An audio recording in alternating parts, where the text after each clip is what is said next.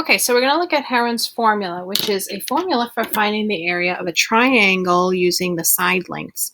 And I'm just going to show you, this is Heron's formula the way that we are used to seeing it in our textbooks. But I'm going to show you how I look at it because I feel like this, to me, is harder to remember than the way that I'm going to show you. So if we take a look at this, what I'm going to do is I'm actually going to plug in what S is equal to. So A plus B plus C over 2. This one is going to be A plus B plus C over 2 minus A plus B plus C over 2 minus B, and A plus B plus C over 2 minus C.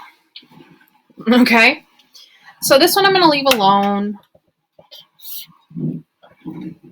In another video, I'll show you where Heron's formula comes from. We'll derive the formula, but that will be a later thing because that's that's going to take a lot of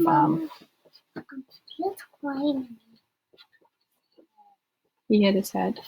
That's going to take a lot of time to do, so we'll do that one as a separate video at some point.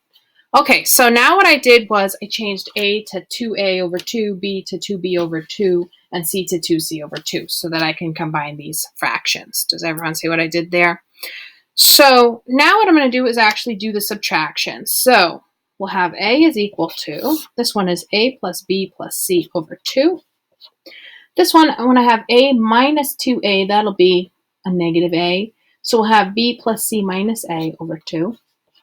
This one, when I have B minus 2B, the B will be negative, so it'll be A plus C minus B over 2. And this one will be A plus B minus C over 2. Now, this is the way I usually memorize Heron's formula.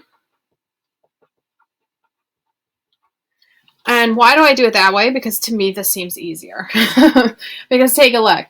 The first one, they're all positive. Then we have all of them but the A is negative, all of them but the B is negative, all of them but the C is negative. So for me, I would rather look at this one than this one because this one to me just, I don't know, seems so much more complicated to have these two things in there. You got to figure out what this is anyway. So to me, I would just rather just do it this way because this is easy to remember. You have 4 of them. You have one where they're all positive, and then you do one where each of them is negative. So to me, that makes more sense. My brain understands that one better. Okay, so that's how I would do it if I were you. Let's see if we can find an example of one of these. So let's just plug in the values. Now from here, of course, it's just really I'm plugging into a formula. Okay, so again, since I think of it as the easiest way that I can remember it, I know it's A plus B plus C over 2. The next one is A plus B minus C over 2. A plus C minus B over 2. And then it's C plus B minus A over 2. Or in any order you want, just so long as you've got each of them being negative, right? And it's very simple to remember that way. Okay, so let's say that A is equal to 5, B is equal to 7, and C is equal to 10. So what do we have? We have a triangle that is 5, 7, 10. So this is going to find the area of an oblique triangle where we have all the sides. So for our other formula that we looked at, you had an angle and 2 sides. This one is if I have 3 sides of the triangle, I can find the area of this triangle without finding the height. Okay, so let's plug them in. So hopefully everybody knows how to plug them in, but we'll do it anyway. So we have 10 plus 5 plus 7 over 2 times, well, I guess we should do them in the order that I wrote them, right? 5 plus 7 minus 10 over 2 times 5 plus 10 minus 7 over 2 times, what is this one? 10 plus 7 minus 5 over 2. And now we just have to simplify this mess. And actually, you can kind of type, if you know how to do your little programs in the calculator, you can actually write a program for this that'll do it for you, because this is just a very simple formula where if you put in A, B, and C, it'll plug all that information in for you, just like you could do it with the quadratic formula. You can have one where Heron's formula does it for you automatically if you want to. All right, so 7, 8, 9, 10, 11, 12. So that's what, 22 over 2? This is what, 3? So that would be 8 over 2. Check my work here. Make sure that I'm right.